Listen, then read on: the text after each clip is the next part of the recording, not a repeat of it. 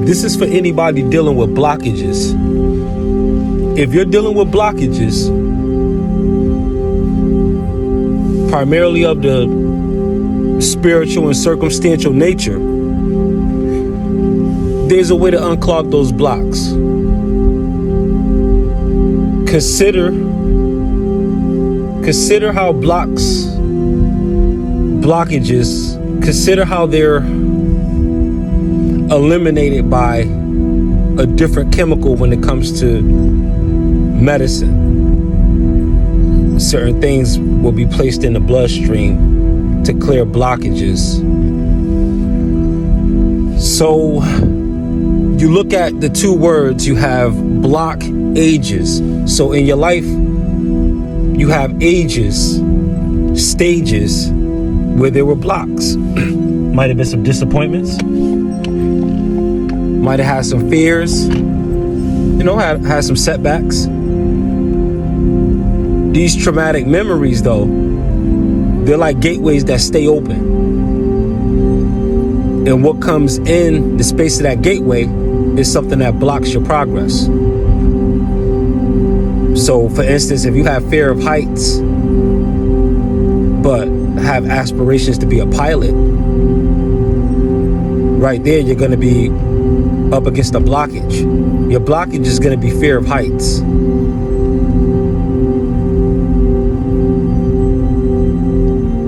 So fear is where a lot of blockages can come from. Fear, frustration. But fear definitely being at the deeper root of it, though. Simply because of the nature of it. The way fear operates on a blockage, it's the trauma and the desire to avoid it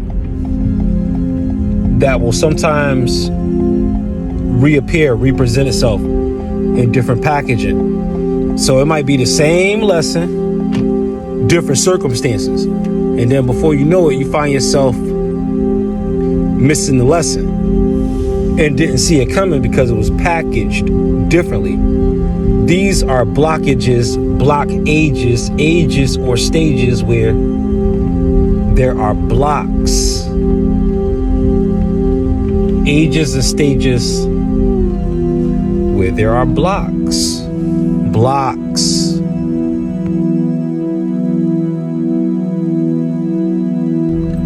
So how do you beat this blockage then? How do you defeat blockages? How do you unclog them then? What's the solution? You have to do some regrooving.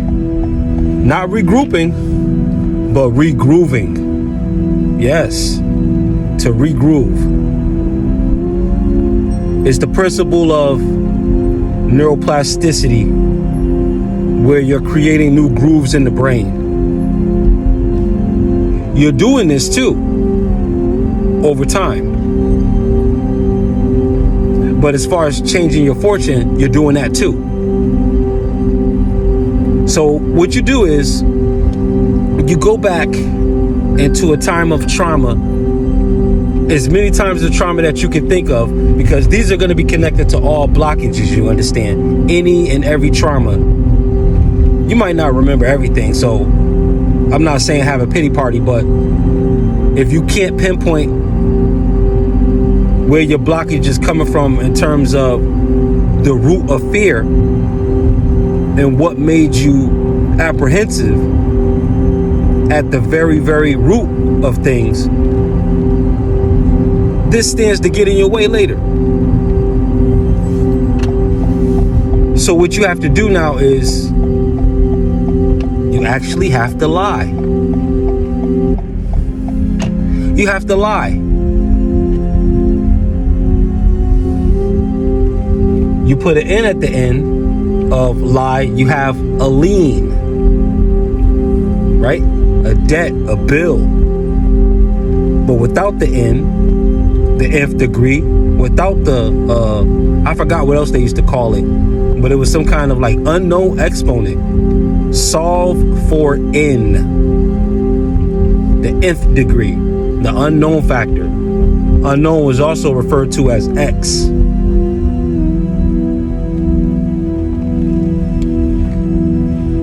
But you go back into these times, and the lie is that you have to reverse your story, reverse all your traumas. You won't be able to change what happened in your storyline. Or can you?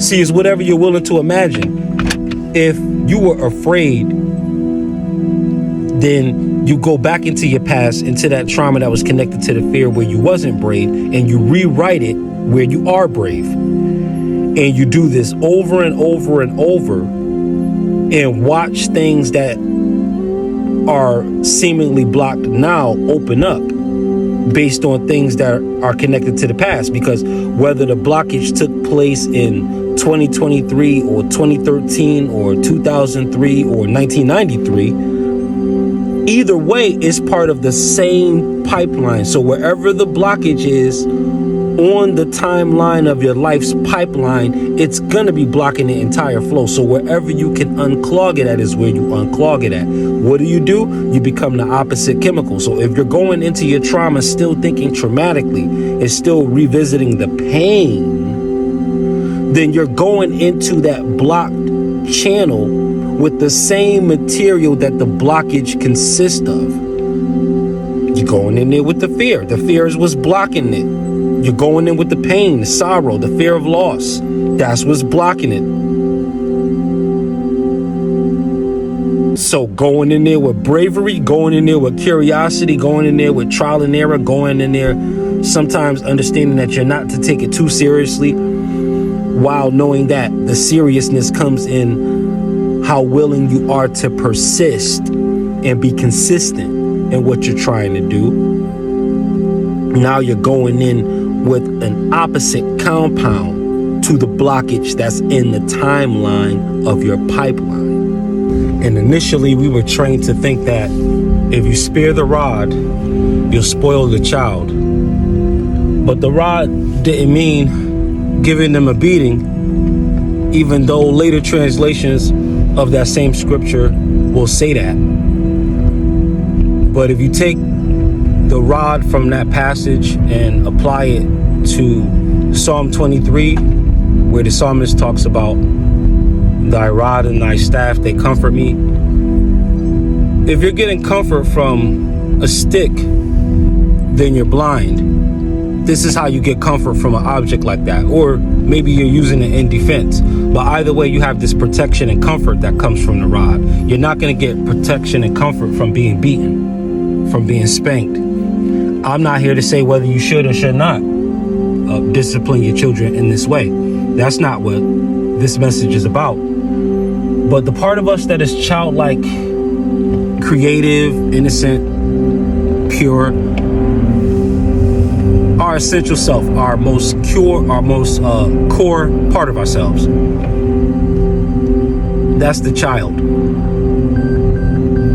You can spoil it rotten if you spare or leave off or neglect comfort, leadership. The child is going to be a brat if he or she is given no direction, no comfort, because we don't know where we're going. We've been driving forever. We don't know where we're going though. So the discomfort increases. The dis-ease becomes disease because you've been dis-eased for so long. You spare the rod, you spoil the child. So do not spare the rod. And when I say the rod, I don't mean the object that you use to beat, but the object that you use to lead, to guide, to provide comfort, to provide security to, direction. Yes, we're going somewhere. Every single day, if you check in every single moment of this journey, you'll know exactly where you are on this journey. That provides comfort. You're comfortable when you know where you are. It's Google Maps now, but before that, it was MapQuest. Before that, you was printing off directions. You had to get yourself to a certain comfort level if you were gonna drive somewhere that you've never been. You had to really be considering what the next 3 miles looked like in real time. yourself. Surrey wasn't there once upon a time to tell you in 300 feet take a right. You had to be looking for landmarks. So it's a guide, not a punishing tool. And that spirit can dominate an entire belief system if you view the rod in this way. Spare the rod, spoil the child. No, beat him, discipline him. It's not saying to beat the innocent part of yourself. The rod in this instance is the same one from Psalm 23, the one that gives you comfort. Comfort.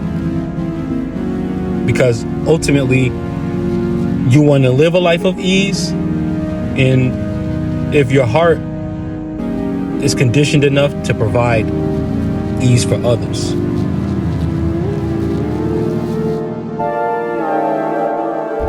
All right, so that handles that. So we talked about the rod and the staff, bringing comfort from the Psalm 23 and connecting that to how the child will be spoiled if you spare this, if you spare the comfort, if you neglect their feelings. You'll end up spoiling the child rotten. I know it sounds like if you give them everything they're asking for anytime they want, that'll make them bratty and spoiled. It will, but this will also. That's all. This will also. So you don't spare that. Give them that time and attention. I know the grind is real. And if you're on the entrepreneurial wave, you know, every day is a 24-hour day. You're just trying to see at what point you can, I guess, supersede your own humanity and try to push to the next level. But at the same time, knowing that you need the right rest, the right food, nutrition, considering all of these things also, but also knowing that you gotta go for it. Sometimes you're gonna have to put in a 36-hour marathon. Knowing that also, life is a dance. It's not all push, it's pull too. But back to the rod and the staff. So if we're getting comfort from this rod of comfort, which is a guide to help us see life better. Now we're talking about the staff. So it's like, okay, well, I'm not walking with two sticks, right? Because it says your rod and your staff, they comfort me. So what's the staff? Your support system, people you got around you, your followers, your subscribers, whoever you talk to, that's your staff, like faculty. No, of course they're not going to preach it this way, because this is not religion. All I'm doing is just applying critical thinking and just putting, certain pieces together. I could be right, I could be wrong. I'm just making my sense of it. That's all. Is this ambassadorship for Christ? Absolutely. But maybe not in the way the average listener may intend. Super T Sigma, Sigma programming. Stay illuminated, people. Peace.